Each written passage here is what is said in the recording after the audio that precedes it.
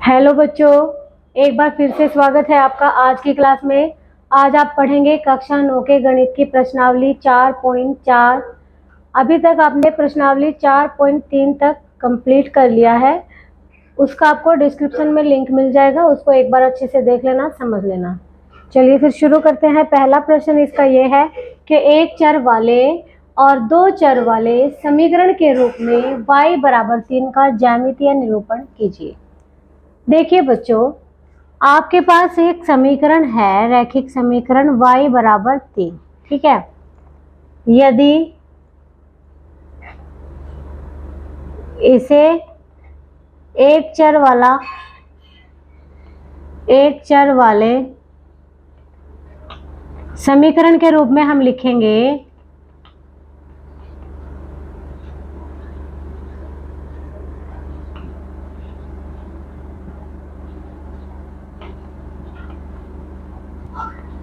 तब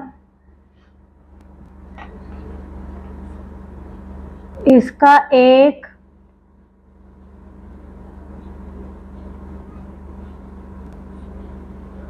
अद्वितीय हल y बराबर 3 होगा, ठीक है। अगर हम इसे एक चर वाले समीकरण के रूप में लिखें तब इसका केवल एक ही अद्वितीय हल होगा, जो कि क्या होगा, y बराबर 3, ठीक है। तो ये इसको हम ग्राफ पे इस तरह से दिखाएंगे, तब ये केवल एक बिंदु रूप होगा। एक चर वाले समीकरण को हम इस तरह से ग्राफ पे दिखाएंगे। y बराबर 3 है तो ये 1 2 3 4 -1 -2 -3, तब ये इस तरह से होगा एक बिंदु रूप। यहाँ होगा आपका y बराबर 3। अब इससे फर्क नहीं पड़ता कि ये y अक्ष है, y है तो इसको ऊर्ध्वाधर में दिखाओ, मतलब वर्टिकल में दिखाओ, ठीक है। एक है, ये केवल एक चर है तो हम हॉरिजॉन्टल लाइन पे ही इसको दिखा देंगे कि y बराबर 3 ये बिंदु यहाँ पर होगा, एक बिंदु रूप होगा केवल, ठीक है। और यदि दूसरे नंबर पे यदि हम इसको दो चर वाले समीकरण के रूप में लिखें, यदि इसे दो चर वाले समीकरण के रूप में लिखें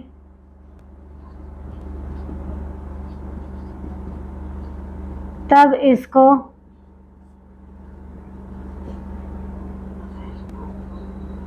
इस प्रकार लिख सकते हैं।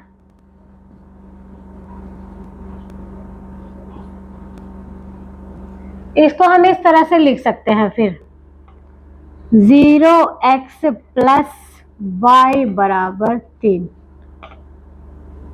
मतलब क्या हुआ, x तो यहाँ 0 ही हो जाएगा, चाहे x की कोई भी वैल्यू रख ले हम, x तो यहाँ 0 ही होगा, ठीक है। अब इसके कितने हल होंगे, अनेक हल होंगे, क्योंकि दो चर वाले रैखिक समीकरण के अनेक हल होते हैं, क्योंकि वो एक रेखा रूप होता है। इस तरह से हम उसको दिखाएंगे इस बार।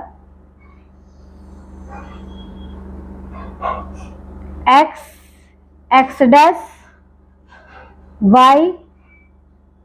y डैश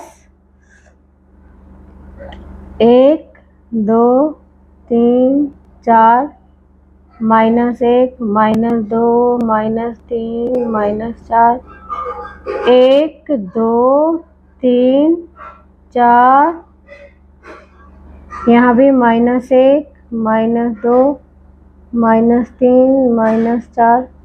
अब देखिए, आप ये दिया है आपको कि 0x + y बराबर 3, तो x तो कुछ भी रखो, x का मान कोई भी रखो, 1 रखो, 2 रखो, 3 रखो, वो 0 के साथ गुना होके 0 ही हो जाएगा, ठीक है। और y क्या रहेगा, हमेशा 3। x 0 कहाँ होता है, यहाँ, और y 3 कहाँ होता है, यहाँ पर। y 3 यहाँ दिया है, तो ये इस तरह की इस रेखा का समीकरण ये होगा, एक सीधी रेखा, जो कि ये हो जाएगी आपकी y बराबर 3, या ये लिख सकते हैं, इसको ऐसे लिख सकते हैं y बराबर 3।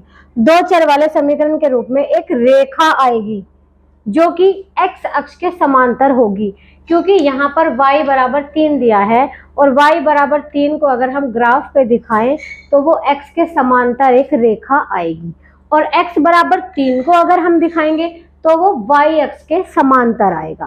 ठीक है, चलिए नोट कर लीजिए।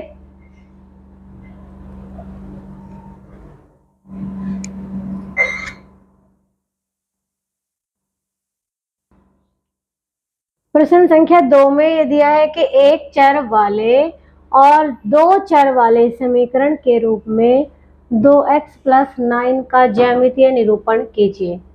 अब देखिए आपको समीकरण क्या दी है। समीकरण दी है आपको 2x + 9 बराबर 0, तो आपका 2x कितना हो जाएगा -9, और x बराबर हो जाएगा -9/2, मतलब कि 9/2। अब आप एक बात बताइए मुझे, 9/2 मतलब 9 का आधा कितना होता है? 9 का आधा कितना होता है? 4.5, 4.5 होता है, तो ये -4.5 है आपका। ठीक है, चलिए इसको हम यदि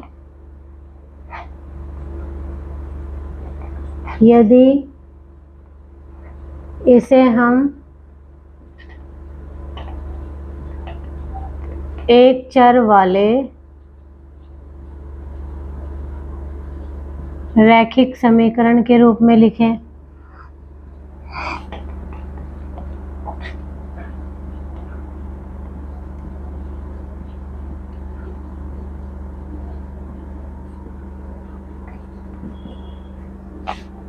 तब इसका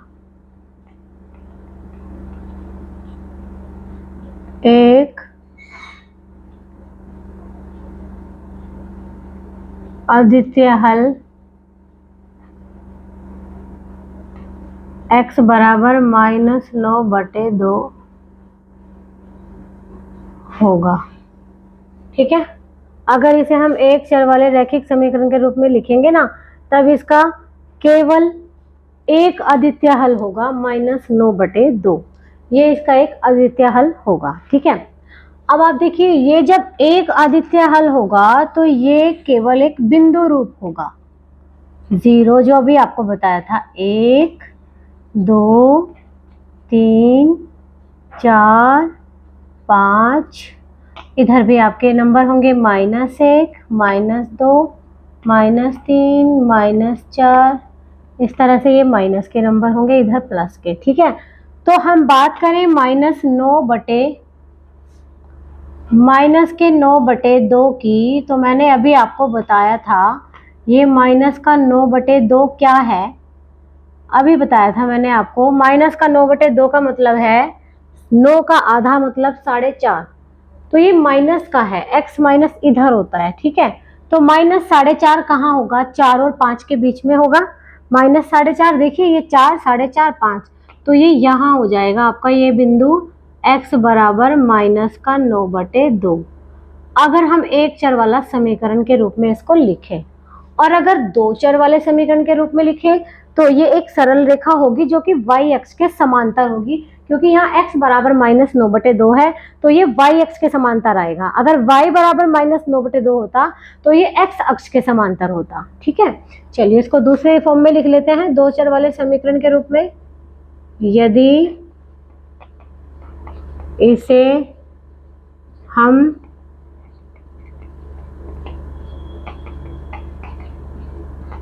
दो चर वाले रैखिक समीकरण के रूप में लिखें,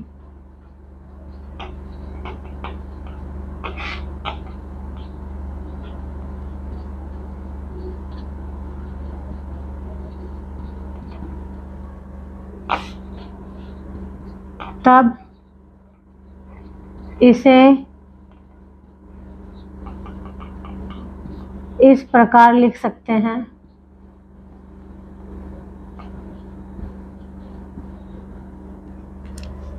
कैसे लिख सकते हैं? इसको लिख सकते हैं x + 0y बराबर -9/2, ऐसे लिख सकते हैं इसको। कोई प्रॉब्लम तो नहीं है ऐसे लिखने में। अगर आपको इस तरह से लिखने में प्रॉब्लम आ रही है तो आप इस समीकरण को ऐसे भी लिख सकते हो, 2x प्लस 0y प्लस 9 बराबर 0। ऐसे भी लिख सकते हो क्योंकि हमें दो चर वाला समीकरण लिखना है और दो चर वाले समीकरण में x और y दोनों होते हैं। x तो आपको दिया है, y को आप 0 के गुना में लेके लिख सकते हैं क्योंकि 0 के गुना में लेके y 0 ही हो जाएगा, ये खत्म हो जाएगा। इसका मतलब 2x प्लस 9 ही है। ठीक है, तो इस तरह से आप इसको दो चर वाले समीकरण के रूप में लिख सकते हैं। तब ये किस तरह की रेखा बनकर आएगी, तब इसको हम ग्राफ पे कैसे दिखाएंगे, इस तरह से दिखाएंगे। देखिए 1 2 3 4 5 6 और ये होगा -1 -2 -3 -4 -5। अब आप एक काम करना, ग्राफ को आप ऐसे मत बनाना कॉपी में जैसे मैं बना रही हूँ, स्केल से बनाना, बिना स्केल के मत बनाना। और ये जो डिस्टेंस है इक्वल डिस्टेंस पे रखना, जैसे आपको मैंने पिछली वाली वीडियो में समझाया था। ठीक है, तो अब देखिए मैंने अभी बताया था कि समीकरण क्या है, ये है आपका x बराबर -9/2। तो x बराबर क्या है, -9/2। मैंने बताया था 9 का आधा मतलब 4.5, तो माइनस का है तो लेफ्ट साइड आएगा। तो कहाँ पर होगा ये, यहाँ पर। तो ये इस तरह की एक सीधी रेखा होगी जो कि y अक्ष के समांतर, y अक्ष के पैरेलल होगी। और इसको हम लिख देंगे इस तरह से कि ये समीकरण आपकी 2x प्लस 9 बराबर 0 की है। ठीक है, इस तरह से हम इसको दो चर वाले समीकरण के रूप में दिखा सकते हैं। तो इसलिए एक चर वाले समीकरण के रूप में लिखेंगे तो ये एक बिंदु रूप होगा, और दो चर वाले समीकरण के रूप में अगर इसको ग्राफ पर दिखाएंगे तो ये एक सरल रेखा होगी। चलिए इसको नोट कर लीजिए। तो इस प्रश्नावली 4.4 में 2 ही प्रश्न थे, तो ये आपकी प्रश्नावली समाप्त हो गई है। इसी के साथ ये चैप्टर नंबर 4 भी आज आपका समाप्त हो गया है। चलिए फिर मिलते हैं आपसे अगली क्लास में चैप्टर नंबर 5 के साथ।